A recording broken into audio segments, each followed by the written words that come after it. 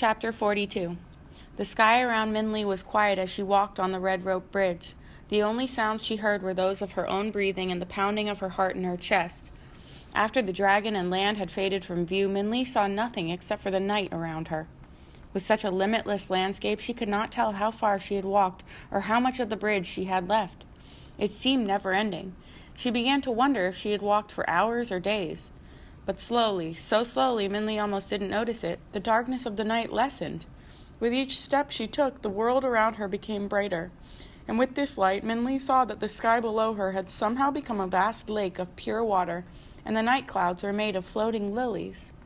And stretched before her in the distance like a faraway coast, she saw a high wall that seemed to glow. The wall was smooth and creamy white, as if made out of pearl. It, too, seemed to be endless. Minli could not see where it began or ended.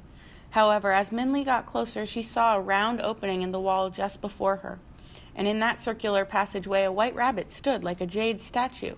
It was only when Minli stepped off the bridge and the rabbit started toward her that Minli realized it was alive.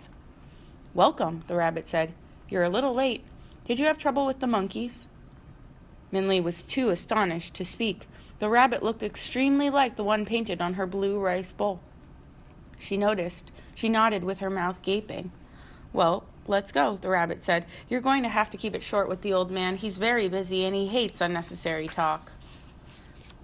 Minli followed the rabbit through the round opening into a white courtyard and over a polished stone bridge that seemed to grow from the ground.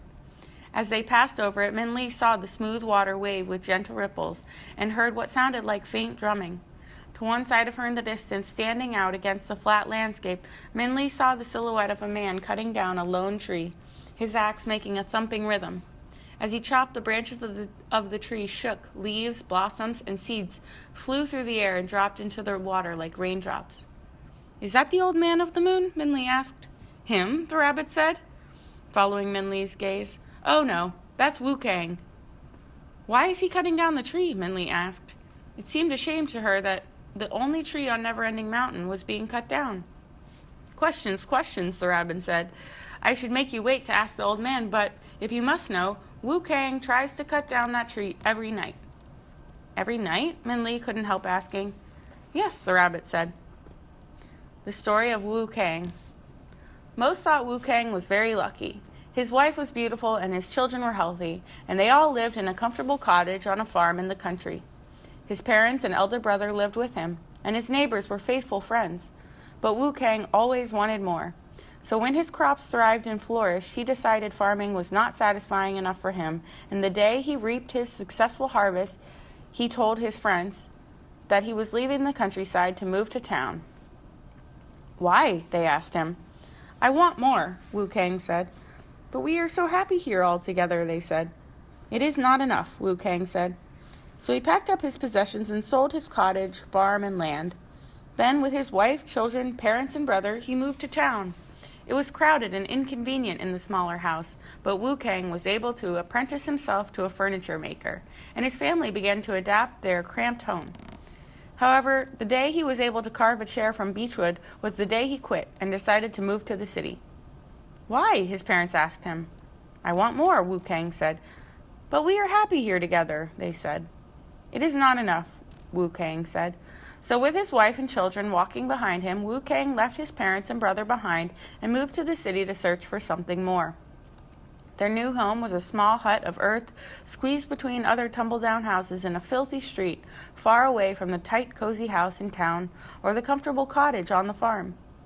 Nonetheless, his wife and children adjusted to life in the city while Wu Kang looked for satisfaction. But still, nothing was enough for him. After mastering the abacus, Wu Kang decided to quit the training to be a storekeeper. After learning how to hold a paintbrush, he stopped studying for a government position. Wu Kang always wanted more. "Maybe you should try to become an immortal," his young son said to him. "You couldn't want more than that." "I think," Wu Kang said, "perhaps you're right." So Wu Kang packed up a small bag and left his wife and children to find an immortal to study under. His heartbroken wife pleaded with him as he stepped out the door. "Don't leave," she said. "Here, we are together." "It is not enough," Wu Kang said. Wu Kang searched and traveled long and far, and one night he found the old man of the moon. "At last," Wu Kang said, "an immortal. Master, will you teach me? The old man of the moon preferred to decline, but Wu Kang insisted and begged. So with misgivings, the old man agreed and brought Wu Kang to Never-Ending Mountain. So the old man began to teach Wu Kang lessons full of wonder that common men would marvel at. However, Wu Kang, true to his nature, was unmoved and aspired for more. When the old man showed him how to obtain red threads from his granddaughter, the goddess of weaving, traveling along the sea of stars on a bridge of night birds, Wu Kang watched and followed, but after 3 days he was discontent. Master, Wu Kang said, there must be something more you can teach me. So the old man taught Wu Kang how to tie the threads of destiny, sealing the knots with the shaft of light from the moon. Wu Kang studied and copied, but after 2 days he again grew restless. Master, Wu Kang said, I know you can teach me more. Hence the old man took out the sacred book of fortune and began to teach Wu Kang how to read its text. But after one day, Wu Kang exclaimed, there must be more than this. With that, the old man clapped the book shut. Yes, the old man agreed, there is. And without a word, the old man led Wu Kang to a barren area of Never-Ending Mountain. The old man knocked the ground with his walking stick, and from the rock a silver tree grew. As Wu Kang stared, the old man tied a string of destiny around him and the tree. The only things for me to teach you, the old man said to Wu Kang as he handed him an axe, are the lessons of contentment and patience. Only when you are able to cut this tree down will I know you have learned them. Wu Kang shrugged and began in earnest to chop down the tree. Little did he realize that with every cut the tree grew back, and every blow only scattered the seeds from the tree into the night lake. So every night Wu Kang cuts the tree, tied by the string of destiny. He cannot leave it and is fated to chop until he learns his lesson, or until the end of time. Minli walked silently after the rabbit finished the story, and for a while the only sounds were of the tree's flying seeds falling into the water. Those seeds, Minli said to herself, they're really falling through the sky to the earth. They are the seeds that fall onto Moonrain Village. It's Wu Kang's chopping that makes the strange moon rain. The flowering trees grow from the seeds from the tree on Never-Ending Mountain. But just then, Minli's thoughts were interrupted by the rabbit, which had stopped suddenly. And there, the rabbit said, motioning toward a circular opening through a stone wall, is the old man of the moon.